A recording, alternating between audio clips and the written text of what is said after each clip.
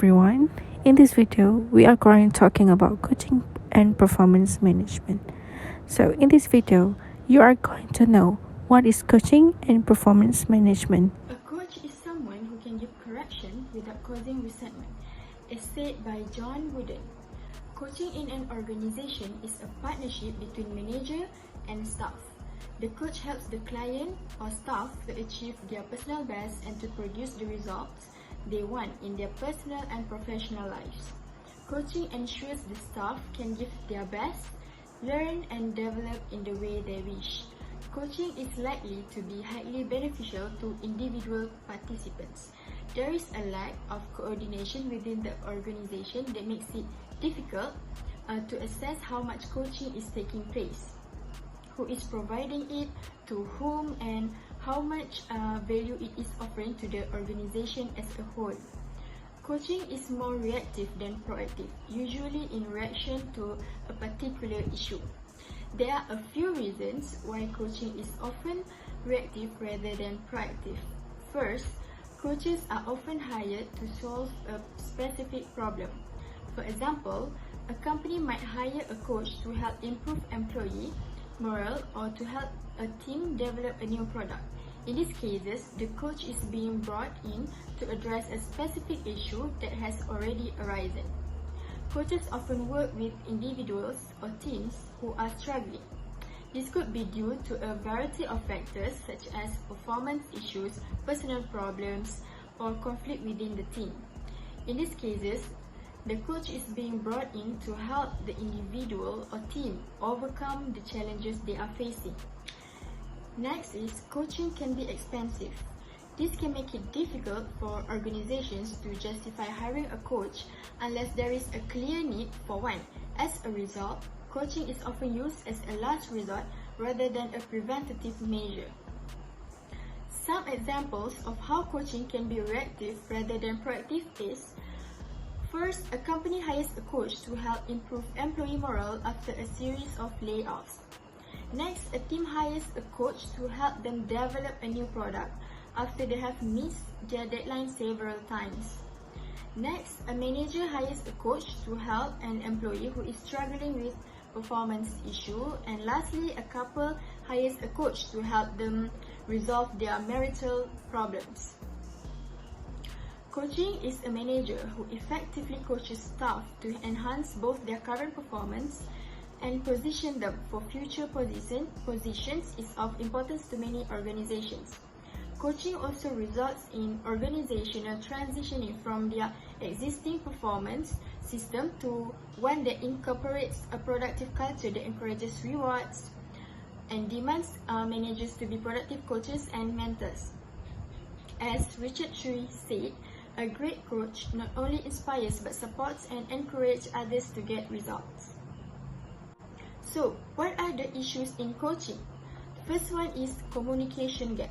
Communication gap between the leader and the staff, which is coaching, is not likely mentoring or counseling, where one party advises and the other party follows. It is a mutual collaboration between all staff members to achieve transformative results. Excellent communication is at the root of a healthy leader-staff relationship. Communication has to be organic and not forced. Next is lack of accountability.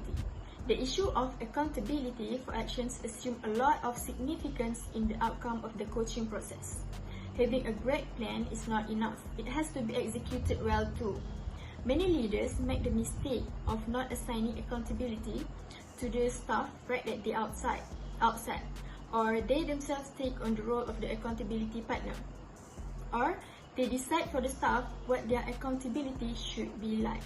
Coaching is significant for several reasons. Number 1 is facilitates personal and professional growth. Number 2, increase self-awareness. Number 3 is improve decision making, enhance performance. Number 5 is promotes positive change. Number 6 is increase accountability. And lastly, provides a safe and supportive environment. In coaching, there has a two impact, which is positive impact and negative impact. So, let's talk about positive impact. Number 1 is enjoy working. Coaches help people improve their skills. Number 2 is clear expectation. Coaches makes expectation clear and guides the team. Number 3 is competitive advantage, which is more productive and provide mentorship opportunities to others. And lastly, identify weakness. Identify the weakness and implement a plan to help team transform weakness into strength. So now let's talk about negative impact for coaching. Number 1 is requires lot of time, lack of time to complete tasks and much less to help team.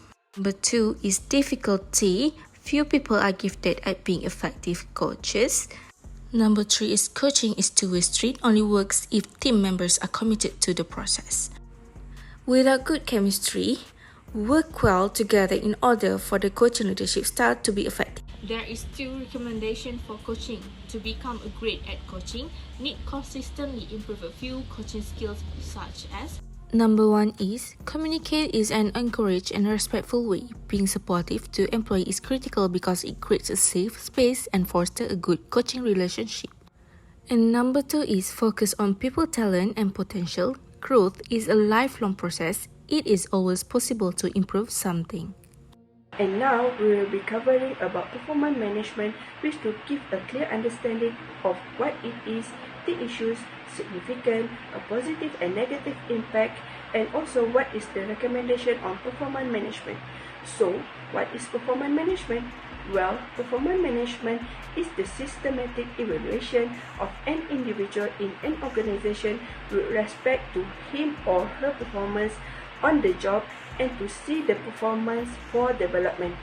Performance appraisal conference is seen by performance management as a summative evaluation activity that is conducted at the conclusion of a specific time period. According to performance management, employees should receive formative or continuing performance review, support through feedback and coaching, as well as a summative reviews through a formal conference at the conclusion of the appraisal period. Performance appraisal is based. Staff employees must be active in establishing job expectation and regularly monitoring their performance. According to Robin Sharma quotes, an amazing performance is always reflection of awesome amounts of practice, which means as a leader, you have to set the goals that your employees can strive for their work. And you can see, in the end of the day, the more the employees strive for their goals, the higher performance they can achieve. What is performance management? Performance management is the process used to ensure an organization connects its mission with the work of its employee. There are 2 issues of performance management. First, poor communication. For example, the manager asking for preparation of meeting, but they don't give a detail of date, time, and content. It shows that manager failed to deliver the information. 2 is failed to set clear goals. Manager irresponsible to lead the employee who lack focus and direction. Employees are given the task without supervision and don't give any solution. They just let the staff make a decision with a risk. They have 7 significant of performance management. 1. Aligns individual and organizational goals. 2. Provides feedback. 3. Improves productivity. 4. Supports employee development. 5. Facilitates communication. 6. Increase motivation. And 7. Contributes to organizational success. What is the positive and negative impact of performance management? The first of positive impact, based conversation. Forces managers to discuss performance issues with employee. Number 2, target staff development. Organization responsible in prepare employee for increase their responsibility. Number 3, encourage staff. Positive appraisal on correcting undesired behaviors. Number 4, employee growth. Motivated employee value, structure development, and plan for growth. And what is the negative impact of performance management? First is time consuming. Spend an hour per employee writing performance appraisal. Number 2 is discouragement. If the performance management process is not present experience, it has potential discourage staff. Number 3 is inconsistent message. Forget to acknowledge the employee do every day that sends an inconsistent message to employee. And number 4 is biases. Beware of bias and take time to learn about the common rate of bias errors. Next slide is about the recommendation of the performance management. I recommended multi-channel communication platform. Okay, by using this multi-channel communication gives a framework for consistent communication strategy. This is very crucial for companies that have adopted a hybrid work model with remote workers and other off-site employees working with staff based in the office.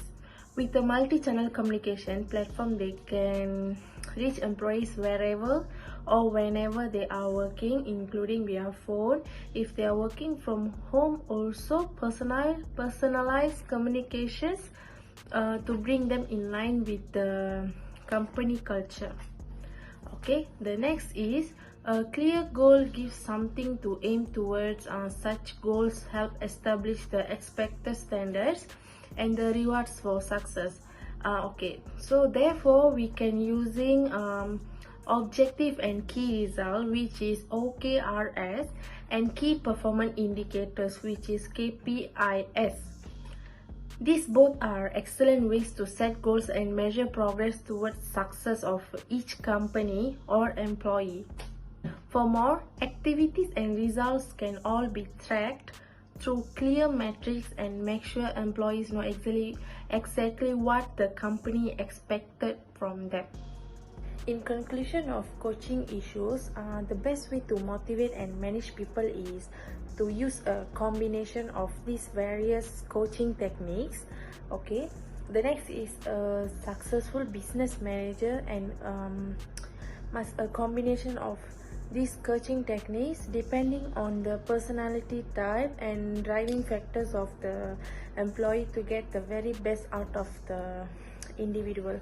Okay, the next is having a greater understanding of the employee give you the best chance of accomplishing your goal as a team.